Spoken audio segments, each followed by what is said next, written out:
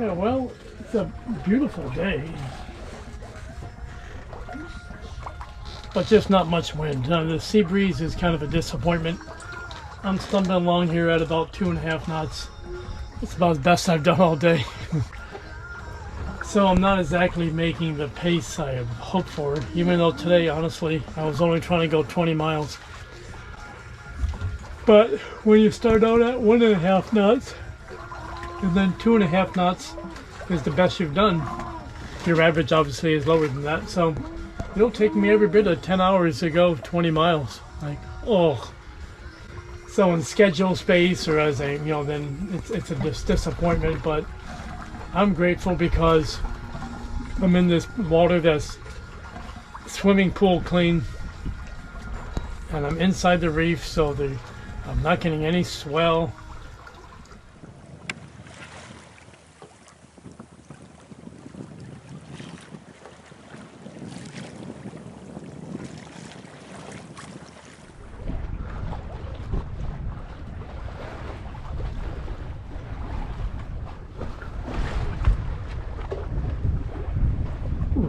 Rain. It's not bad though. I still got my wind and it's going to cool us off. I'm heading to that green marker right now. Hard to see it. The green stake on the horizon. Very, very shallow over here. That's where the reef is.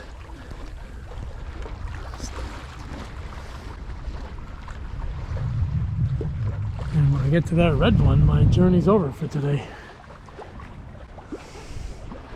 Dropping hook again. This is Elliott Key, and I always call this my Elliott Key anchorage, but technically I anchor at Old Roads Key. Okay, so this is a little chart book with the upper keys, this being the upper end of Key Largo. If you've ever been to Key Largo, this is the Card Sound Bridge Road. This is a very high-end neighborhood called Ocean Reef. Then Palo Alto Key, Swanky Key, Totten Key, and Old Roads Key. And technically, at Old Roads, that's where I anchor. I intend to drop the anchor right in here, right where it says 7 feet deep. Come on, you know you gotta breathe. Come up. Damn. You guys hold your breath a long damn time. Well done. There's another one here. For the bow.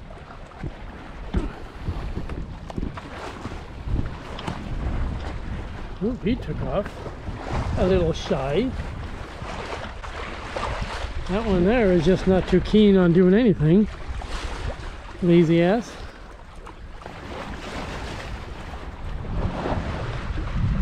Ooh, pretty scary looking. The good news is I'm not going that far today. When we get to that marker, I'm gonna start working off my exit, taking the first exit.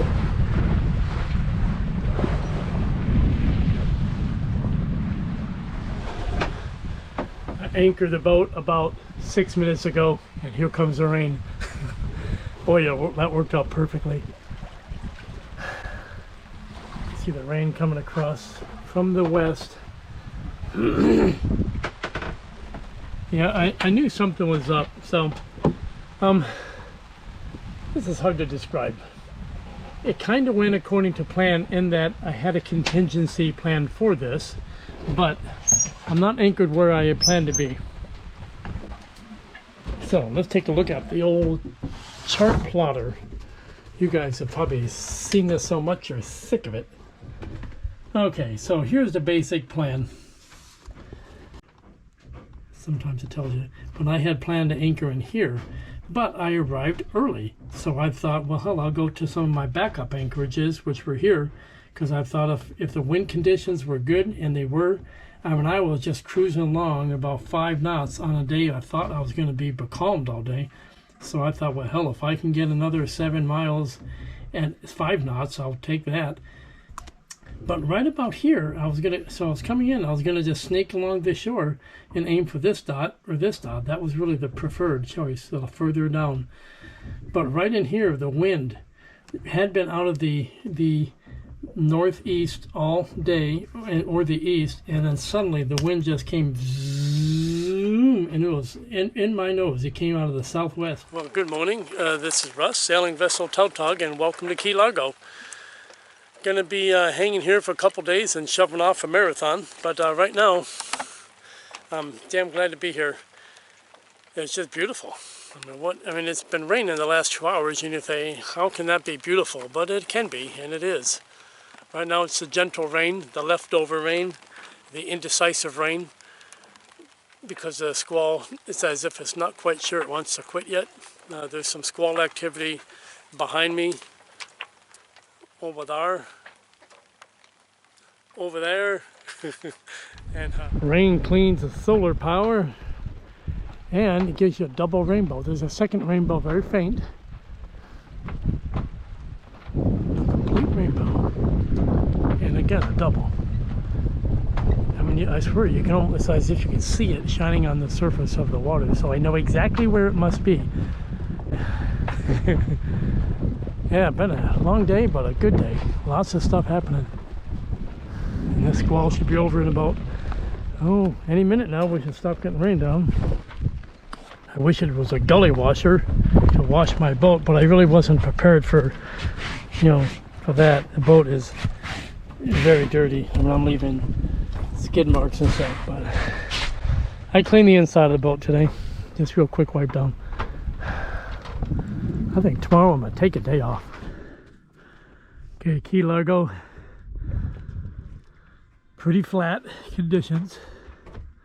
So we're not going anywhere with the sailboat, because I'm not going to just sit here and drive the motor all day. That's Ocean Reef, this small little, very, very high-end area.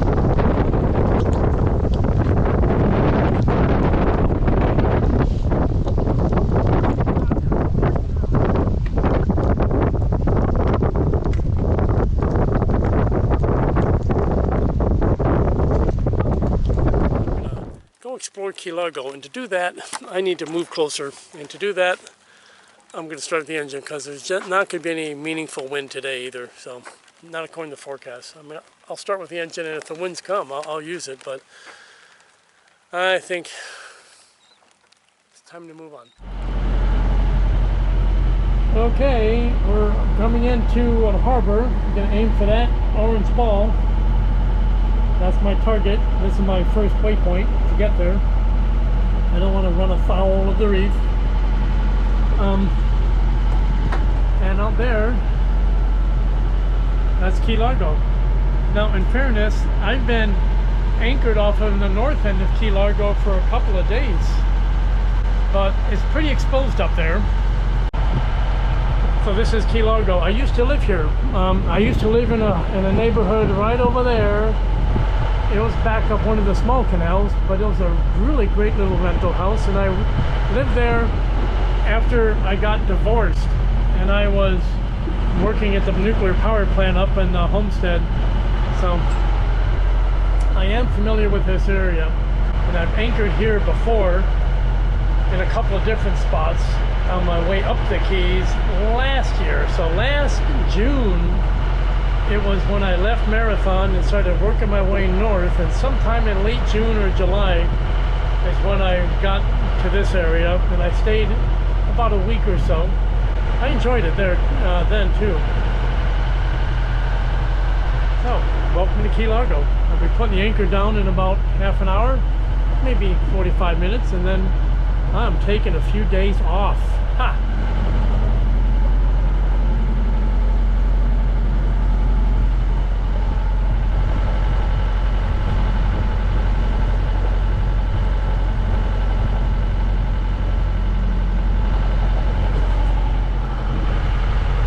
Well, that's Rodriguez Key, and the left side of it is nice and clear. You can see the green trees and all that business, but the right side appears to be covered by a fog, which is rain, and I can see it over there as well.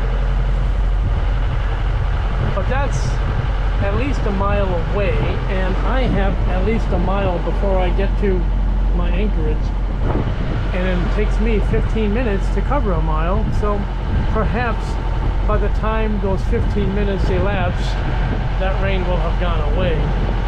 But I can feel the cool air blowing into my face from the downdraft from that little shower. I didn't expect that. It looked like everything has started to clear up. So I'm going to take a few steps to protect us from rain, because I just might get a little bit here. Getting rain as I'm trying to anchor. How do you like that? Welcome to Key Largo, huh?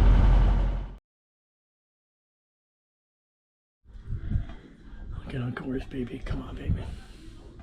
Yeah.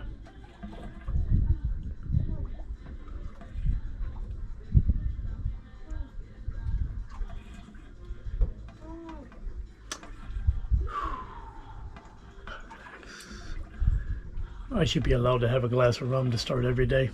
And I woke up frustrated today. Well, actually, I woke up fine. But as soon as I made the decision to pick up the anchor and get sailing, that's when I got frustrated, because the wind just completely died, and I was just sweating profusely. It was like, ugh. And at that very moment, it's one of those moments where I say, fuck this. It's just too hot and humid in Florida. And to get away from the heat and humidity, I'd have to sail 3,000 miles north, and it's like, oh, damn. So I don't know. I know I can't do another summer like this, just sweating nonstop. It's not healthy. But for now, let's just make sure we don't hit the sandbar.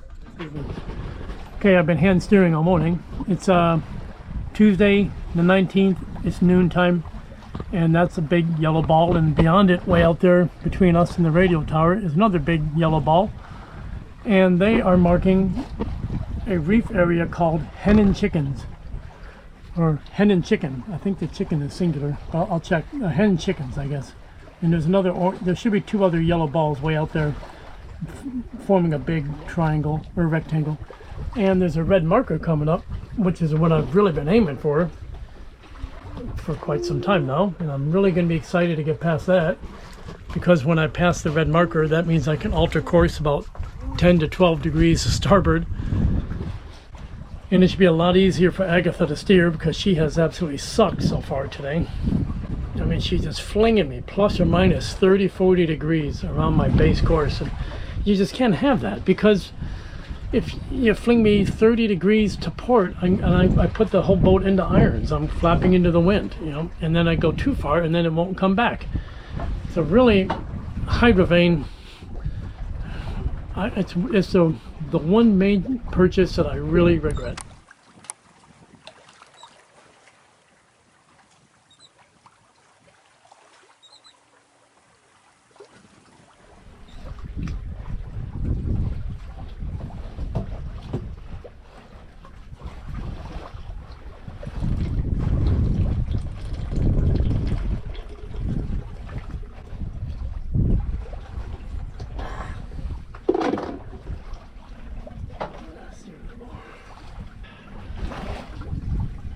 Not gonna be pissed. Oh, rise above it. So over there is a place they call Tea Table. At least we used to call it Tea Table when I lived here. So down there is Lower Matacumba Key, and behind me, you can't see, is Upper Matacumba, and in between is what they call the Tea Table. And none of it is natural. It is all a fill that was created when they were building the railroad back in the early 1900s. Yeah, so these crab pots are everywhere, and at nighttime you just you just have to hope you're not going to hit any. And that's a hell of a strategy, but that's, hope is your plan. And I see another 8 of them in front of me. I'm trying to figure out which way I want to take them. And it's because these assholes, frankly, these fishermen, they're very inconsiderate. They consider only themselves, where they want to catch a fish or a crab or whatever the hell they're trying to catch. And they put these things right in the channel. So the camera is inside the cabin, and I'm sitting in the cockpit on the starboard side. That way is forward, that way is aft. And I'm sitting here because the sun is almost ready to go down, and it is at that angle where there's no sunshade in the planet that would really block it, and it is just so freaking hot, I swear. So I've had to abandon the helm, basically. So in the spirit of honesty, okay, I just want to record these thoughts real quick. And this is not in a bitchy way, but today was not much fun. It was gentle. There was nothing scary. It was never more than a ripple in the water. So it was nothing scary or dangerous at all. But it was not fun. It was fucking hot, okay? The sun was like a laser beam that was just torching me. And I was cowering from the sun all day. The wind was absolutely nothing like the predictions in Predict Wind. I mean, nothing. And then, of course, the wind dies, and it was supposed to be going through the night. And it's like, you know, I'm sick of it. I'm just sick of being frustrated all the time. Because when the winds are light, very low speed that is, that hydrovane does not work worth a damn. That is the biggest waste of money I've spent on that boat, on this boat. I should have just bought an electronic helm. I'll say that right now. So sitting here, one of the captain's rules on the boat and in my personal life for many, many years is you don't make important decisions when you're pissed off and when you're tired and all those sorts of things. And I am pissed off and I'm tired, so no decisions are being made now. But my reflection, I just dropped the anchor a few moments ago. I'm sitting in near Long Key, not in Long Key Bight. It's just too shallow in there, but on the ocean side. And there's a big mega yacht not too far away who anchored as well. We're about 12 or 15 miles from getting around to Marathon, so I'll just do that tomorrow. Yeah, so my rough day actually continued. Now, keep in mind, I stopped and dropped the anchor where I showed you because I had completely lost all of the wind. And it stayed dead calm until around midnight. And then the winds began to pick up. And I debated immediately getting underway, which is what I should have done, but I lingered a little bit longer. And by the time I finally got moving around 4:30 or 5 o'clock, you know, very difficult to sleep because the boat bounces up and down. The swell is driven in from the sea and it's unimpeded really, so it builds up, and the bow was bouncing up and down every bit of 1.5 to 2 meters. So very challenging to get the anchor up. But once the anchor was up and it was stowed correctly and I got a head sail up, I just buzzed out of there and I made very, very good time until, you know, we started approaching Marathon. So. And one thing, it's occurred to me that even though I've been on moorings before with other boats and other times and places, because when I lived here before, anytime you go out to the reef to snorkel or scuba dive, it's almost always a mooring because they don't want you throwing anchors down on the reefs. But I've never picked up a mooring with this boat, so that probably is worth a little explanation. And I'm trying to figure out the best way to do that, how the moorings are built and how they're attached and all that. Basically, there's a giant concrete structure at the bottom of the water, and it's attached to usually a chain of some sort, somehow. Oh my goodness, I'm out of control. Come on, girl. Come on, girl.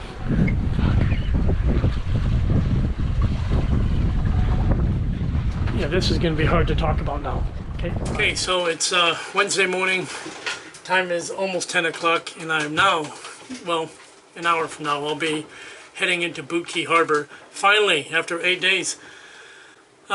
So let's see here. I'm tired. I'm a little bit loopy, but not bad. I did sleep last night. Just been busy morning. And now I'm trying to go from sailing mode, possibly into quick anchor mode, and then back out of anchor mode, and then into mooring ball mode. It sounds all fun and games, but if it's windy in there and stuff, then it's going to be a bit dicey, you know. I'm prepared to just anchor off to the side of the river to regroup if I need to. Okay, so for all the shit I give Agatha, she is helping perfectly right now because she's allowing me to steer this course pretty carefully right around Boot Key Harbor and all these shallow waters, so I can drive in here while I'm preparing to grab the mooring ball. And I don't think anybody will consider it rocket science. And I'll show you some good graphics. They have a graphic on the City Marina website, but I don't have that available as I speak. But I'll get it for the video. But I did find online the mooring field map. These are for boats 60 feet and greater, and these are for 45-foot maximum, okay? And so this is row A, row B, row C, and they're just numbered sequentially up. And when I enter the harbor, when I pass the bridge to that used to go to Boot Key, that's when she wants me to call, and then she'll give me the number. So I'm going, well, sure, I'm not going to know which one it is, but I did figure that out. I have the map now, and I saved it as a photograph on my computer so that I don't need to worry about, you know, bad connection or something at the time. And then the exercise is all about, actually picking up the mooring. And let me show you how Houston taught me to do it many years ago. Well, not too many. I mean, back in 2019, Houston from Scotland was my next door neighbor in the boatyard there, and I hope you're doing well, Houston. You're a great man. He taught me to do moorings this way, and he said, especially if you're single-handed, this can be pretty difficult, because a mooring is different than anchoring. When you want to anchor, you just release that anchor and drop it, and they don't want you to do that. You know, I will do it if I have to, but to stop the boat and protect other boats, of course. What you need to end up, at the end of the day, you need a line tied to your bow, the white one on the left, and there's a black one on the starboard side, and I have a double of them. They go under the cleat in the center to pass through. They go over the bow roller and then outside the rails, and they reappear here. One here, and the other is right there. It's not quite as long. And I have one on each side, because it's so what Houston taught me to do was come in upwind of the mooring ball with your boat hook in hand, and then again, if you're single-handed, you've got to stop the boat from moving forward and then let the wind blow you down onto the ball, hopefully so that the ball is right about amidships, and then you grab it with your boat hook, which is right here. You grab the pendant from the mooring ball and raise it up to the deck level, and very, very rapidly tie yourself the world's best bowline knot. And that's what I'm going to have to do. And I have to do it by myself. So, so I suppose there's many times I talk about, hey, anybody who wants to join, you're welcome. But that's always been true, and no truer than today, because I could really use a hand right now. This morning when I raised the anchor, I could have really used a hand as well. So, okay, so I'm gonna round this corner. You can see the 7 Mile Bridge over there. Okay, let's go in. 2 days of operating this boat, and not once did I use the engine until right now. And she starts up like it's supposed to. Alright, all done. One more minute. That's where we are. We're going to drive northwest a little bit, it's about a mile, and then tuck into this harbor entrance here.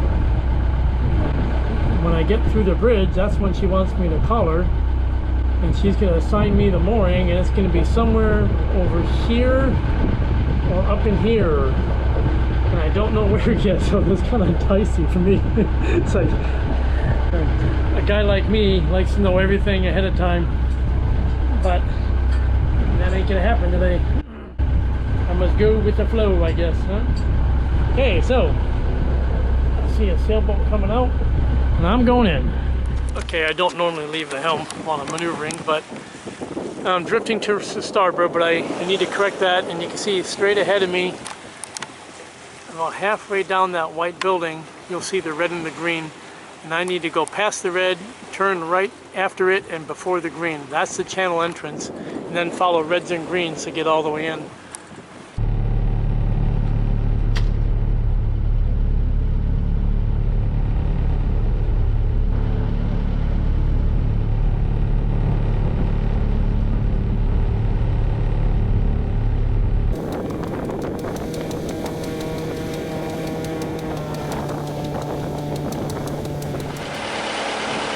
okay not to be distracted while I'm driving in, but this is the anchor fleet. You see a couple of sunken boats over there up against their mangroves.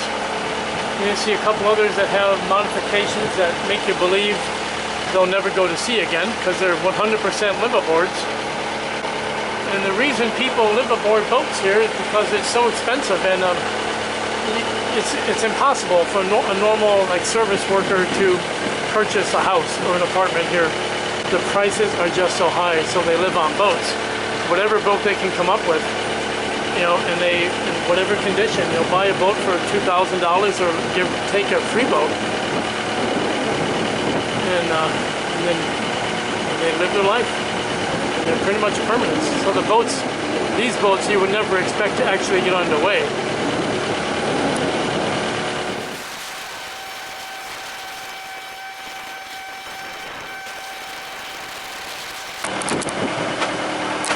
Okay, I'm getting nervous now. Pretty tight in here. I've got about a foot of water below the keel, and I'm going to hang a left after I pass number green 21 and count 10 markers down, and that's going to be my mooring.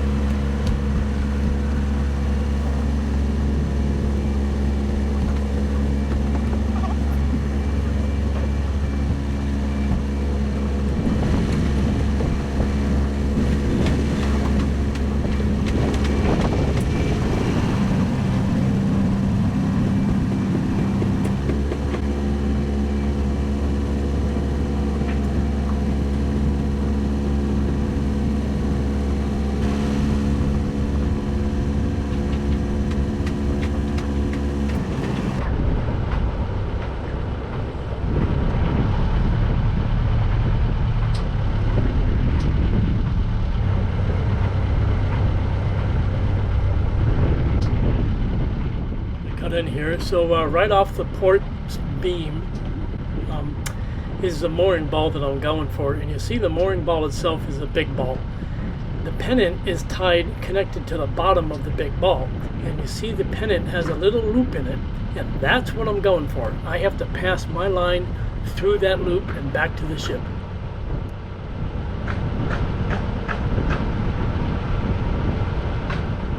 And you'll see I do a lot of speeding up of the film because this is a very slow moving evolution, but that's really what you want to have. You don't want to do anything quickly in this sort of situation.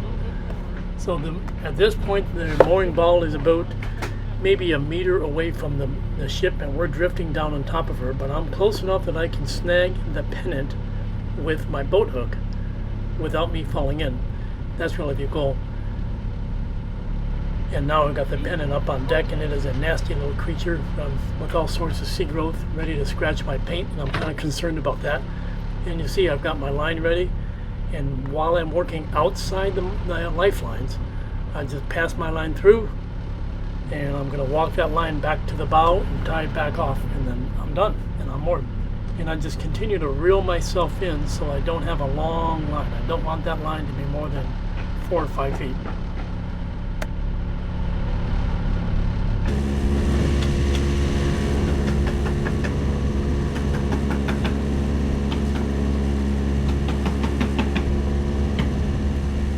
And what you're seeing here is me gradually taking in the bitter end of the line and keeping tension on it between the boat and the mooring ball, and letting the wind blow my ship so that she's pointing the same direction as everybody else. And then I continue reeling it in until I get about 4 or 5 feet of my line reaching down from the bow to the pennant. And I sure hope that makes sense. It's very difficult to do and take good pictures while you're alone.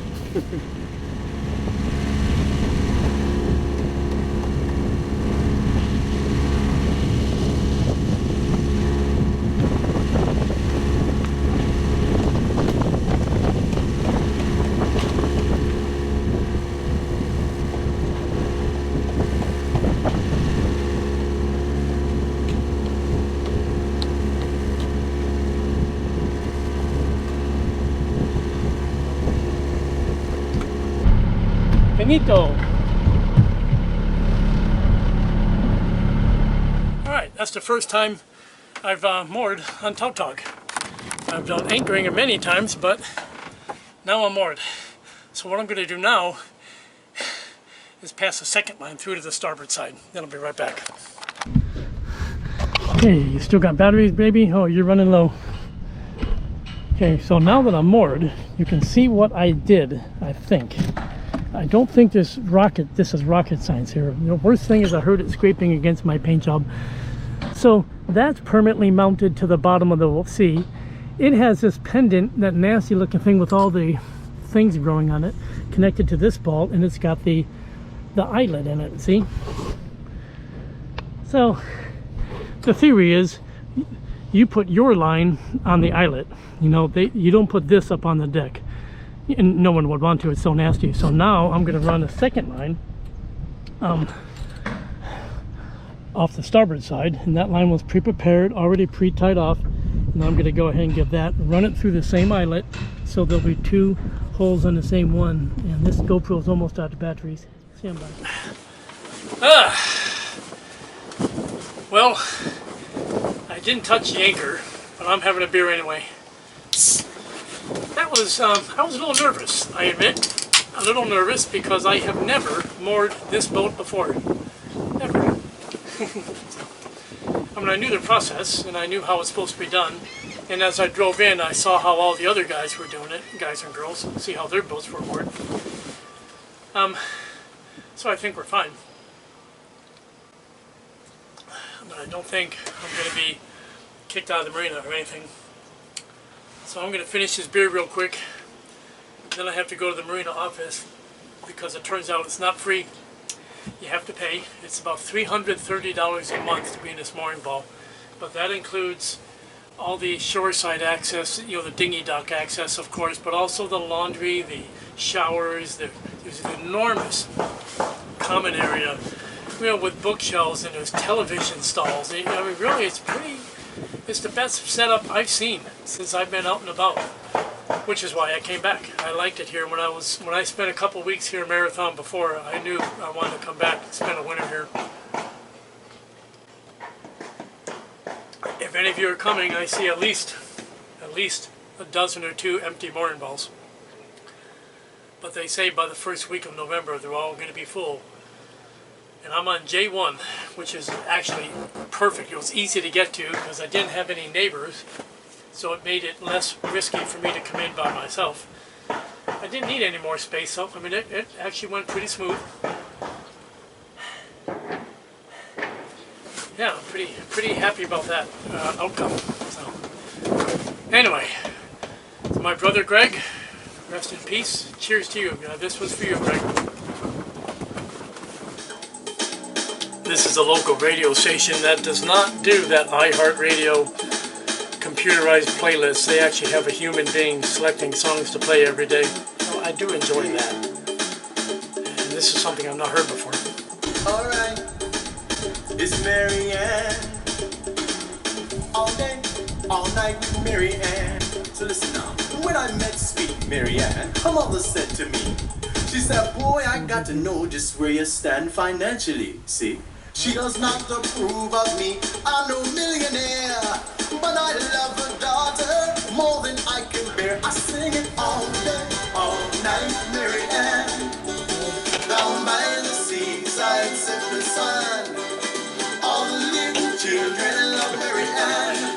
glad to be here in Marathon. All night with Oh, Mary Ann. God. Let me tell you all day.